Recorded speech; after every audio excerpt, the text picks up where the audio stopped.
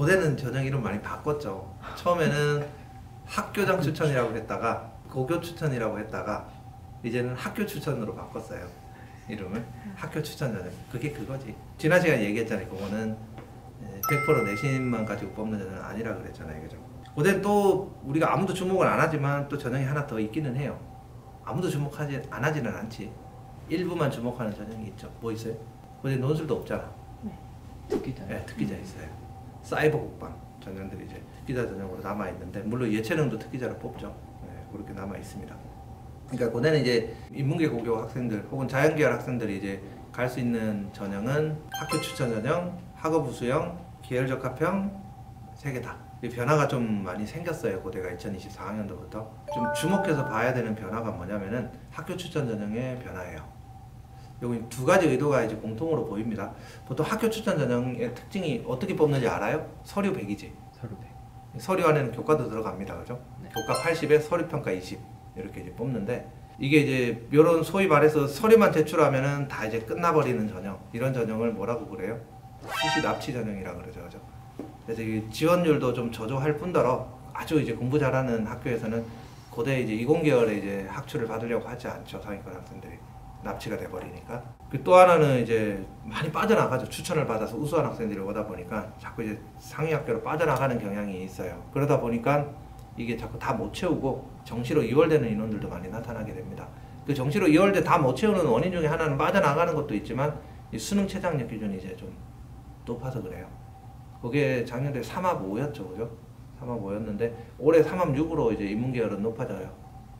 자연계열은 3합 6이 3합 7로 바뀝니다. 올해는 한 단계씩 완화가 됐죠. 근데 그게 이제 내년에는 인문계 자연계열 일괄적으로 3합 7로 바뀌어요. 2024학년도에는. 그래서 이거를 좀 줄이고자 하는 그런 의도가 있다라고 하는 겁니다. 그리고 고대는 제가 이제 고대 그 교과 전형, 그러니까 학교 추천 전형을 보면서 이게 이제 지금 2015학년도 2015 국가 수준의 교육과정하고 교육과정의 취지하고는 완전히 이제 배치되는 상반되는 그런 이제 교과 평가 방식을 적용을 했다라고 얘기를 했던 적이 있어요. 왜 그러냐면은 그 진로 선택 과목이 있죠. 2015 교육과정에는 진로 선택 과목은 성취평가라고 하면 절대평가예요. 절대평가로 A, B, C를 부여를 하는데 그 A, B, C 점수를 주게 되면은 그 안에 A, B, C가 몇 %가 이제 점수로 그 등급으로 주어지든 학생 전부를 A를 주든 아니면 절반만 A를 주든 그거는 그냥 순전히 평가자 마음이에요. 재량이란 말이에요. 왜 절대평가의 취지를 살려야죠. 예를 들어서 수업을 했는데 뭐 교사가 생각하기에 요 정도 수준 이상의 이제 성취만 보인다면 이건 충분히 A를 줄만 하다라는 생각을 가지고 있다면 A를 줘야 되는 거예요. 그럼 당연히 이제 공부 잘하는 학교로 간다고 한번 생각을 해보세요. 외대부고도 있고 민사고도 있고 한학고도 있고 그죠? 그리고 과학고들도 있단 말이에요. 이런 학교로 가면 갈수록 A 비율이 어떻게 돼야 돼요? 당연히 늘어나야 되겠죠. 그죠? 상대적으로 그건 줄어드는 건 있을 수는 없는 일이란 말이에요. 근데 고대가 이 학교 추천 전형에서 어떤 짓을 했냐면은 지시라고 좀 표현을 합니다. A 비율을 많이 주면은 큰 불이익을 받게끔 만들어 놨어요. 교과평가에서. 그러다 보니까 이제 교사들이 뭐야 이렇게 된 거예요. 어떤 학기 20%도 주기도 하고 30% 주기도 하고 진로 선택 과목도 굉장히 이제 절대평가 과목이라고 하지만 실질적으로는 이제 약간 느슨한 상대평가 수준의 이제 과목이 돼버리는 이런 일이 벌어졌단 말이에요. 이건 교육과정의 취지하고는 안 맞죠. 그리고 이제 이러다 보니까 애시당초 뭐 외고라든지 혹은 또 이제 전국 단위 자사고에서는 고대 교과 전형 거기는 납치라서 안 가 하는 학생들도 있고요. 인문계열 학생들 중에는 이제 학추로 가고 싶은 학생들도 있거든요. 기회만 주어진다면. 근데 보니까 막막해요. 왜? 근데 내신도 별로 안 좋지. 내신이 뭐 3등급 초반이다라고 하면 내신도 안 좋잖아요. 그죠? 그 다음에 또 하나는 절대평가 과목이 많거든요. 그런 학교들은. 절대평가 진로 선택 과목에서 A 받은 비율이 너무 높다 보니까 불이익을 너무 많이 당해요. 애시당초 쓸 생각을 못 한다고. 지원할 생각을 못 해요.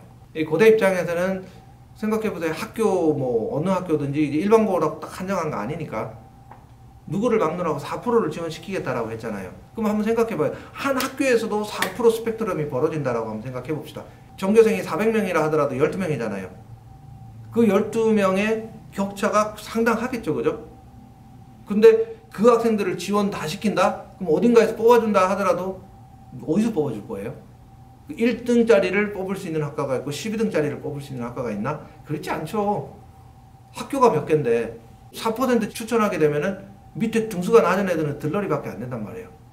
정녕 나한테는 기회가 없단 말인가. 그렇게 보면은 실질적으로 굉장히 유명무실한 전형을 이제 시행을 하고 있다라고 봐도 과언은 아닐 수도 있는 겁니다. 물론 고대 입장에서는 아니 앞에 성적 좋은 애들 많이 빠지잖아. 그럼 추가 합격의 기회도 올 수 있지 않을까? 이런 생각을 하고 많이 지원 받아 놓을 수는 있겠죠. 그래서 1단계 안 자르잖아. 이렇게 얘기할 수도 있는 겁니다. 에이 그래도 정도가 있지. 이 80이라고 하는 이 교과 전형이 주는 이 부담감이 너무 컸단 말이에요. 아까 이제 영상에서는 같은 성적대에서는 20% 이제 서류라고 하는 게 이제 영향을 굉장히 크게 주겠지만 성적이 아예 격차가 벌어져 버리게 되면은 아예 쓸 수 있는 4% 정도 되는 학생들은 지원을 한다 하더라도 거의 의미가 없어지는 경우도 많단 말이에요.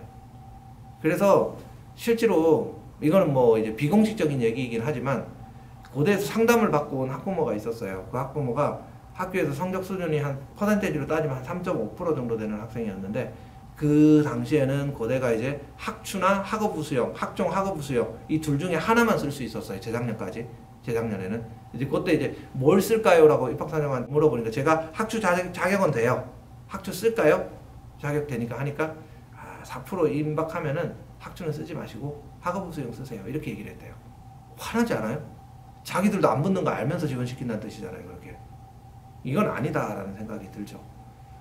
그래서 이제 고대가 아마 이런 부분과 관련해서 좀 문제의식을 느낀 것 같아요. 그러니까 이제 오부수와 일반고 학생들이 별로 지원하지도 않고 뭐 학추를 받아서 지원하는 지원율도 저조하고 그러다 보니까 좀 지원을 좀 유도를 하고 실질적으로 이제 합격할 수 있는 기회도 줘야 되겠다 이런 생각을 해서 2024학년도 입시는 좀 변경을 한 것 같습니다. 그 변경이 뭐냐면은 이제는 비율에 상관없이 성취평가 즉 진로 선택 과목에서 A등급을 받으면 다 1등급으로 취급해서 점수를 산정을 해요. 이러면 굉장히 유리해지는 학교가 있습니다. 어디냐면은 민사고 같은 데는 1학년 끝나고 나면 2학년 때부터 대부분 진로 선택 과목이에요. 전부 다 1로 쫙 찍어버리겠죠. 예를 들어서 1학년 1, 2학기 때 등급이 뭐 한 3.0이라고 생각을 해봐요. 한 3.5다라고 한번 생각을 해봅시다. 그 정도가 되더라도 2, 3학년 때 전부 다 A를 받아버리게 되면은 상당히 격차가 줄어들게 돼요. 근소한 격차까지 계산을 해보니까 별로 안 나요. 점수 차이가 3년 내내 1등급 받은 학생하고 점수 차이가 제가 지난 영상에서 경희대학교 점수 산주라는 거 전부 1등급일 때 전부 2등급일 때 얘기했잖아요. 그것보다 약간 큰 점수 차이로 이제 등급이 벌어지더라고요. 그 정도라면 서류평가에서 얼마든지 뒤집을 수가 있죠.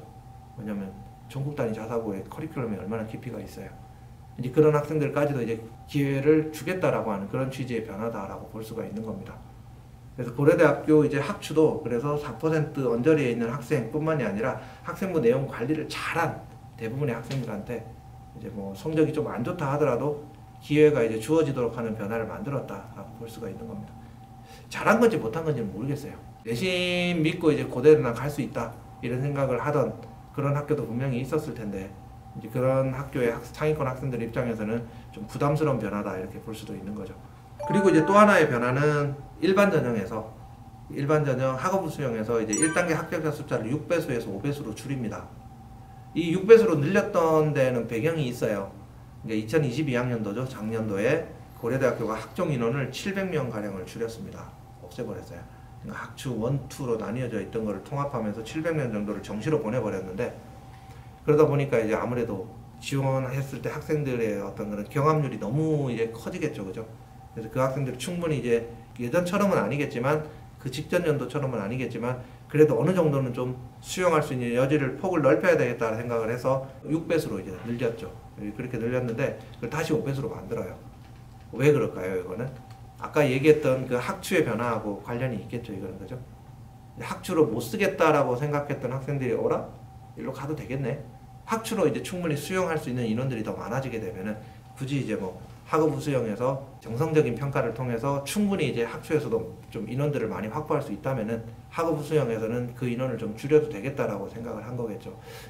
굳이 뭐 줄입니까? 이렇게 생각할 수도 있겠지만 이제 6배수는 좀 부담스럽죠. 면접을 봐야 되는 거기 때문에 그런 취지에서 줄이지 않았나라고 생각을 합니다. 그 다음에 이제 계열적 합평에서는 이제 면접 비중을 좀 높였어요. 이전에는 1단계 서류평가로 통과를 했거든요. 계열적 합평은 뭐 어찌 보면 특기자 전형이죠.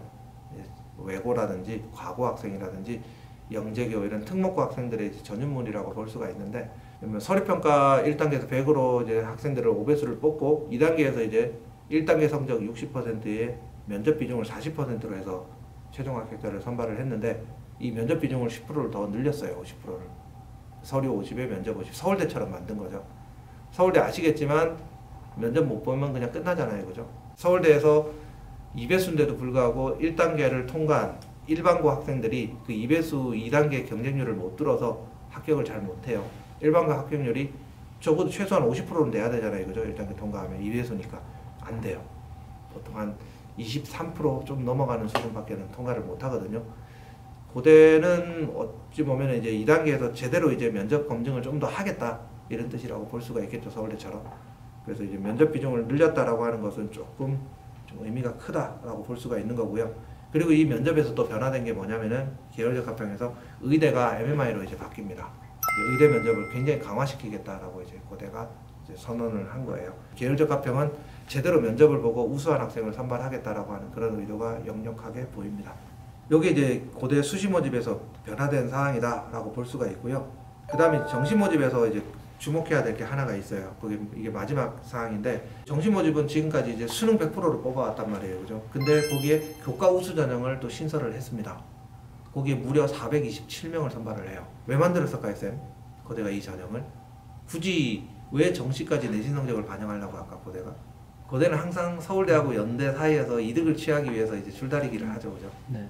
요거는 이제 서울대의 변화하고 관련이 있는 거다라고 생각을 해야 되겠죠. 서울대가 정시에서 내신 반영을 하잖아요. 서울대하고 고대가 연계선상에서 이제 지원이 가능한, 유리하게 지원이 가능한 그런 학생들을 뽑겠다라는 뜻입니다. 연대가 이제 어떻게 반격할지는 좀 두고 봐야 되겠죠. 나중에 연대 분석할 때 연대가 어떤 방식으로 이제 반격해서 들어오는지 그것도 한번 살펴볼 필요가 있을 겁니다. 그죠? 이 고대는 이제 그래서 좀 더 이제 서울대하고 연계성을 높여서 서울대가 하는 자원들을 고대를 좀 더 많이 유입시키기 위해서 연대로 빠져나가지 않게 그래서 이제 이렇게 교과 우수 전형을 신설하지 않았나 이런 생각이 듭니다. 그리고 또 하나는 수능 100으로 선발하면요. 제 개인적인 경험입니다만은 매력 없는 학생들이 많이 입학을 하게 돼요.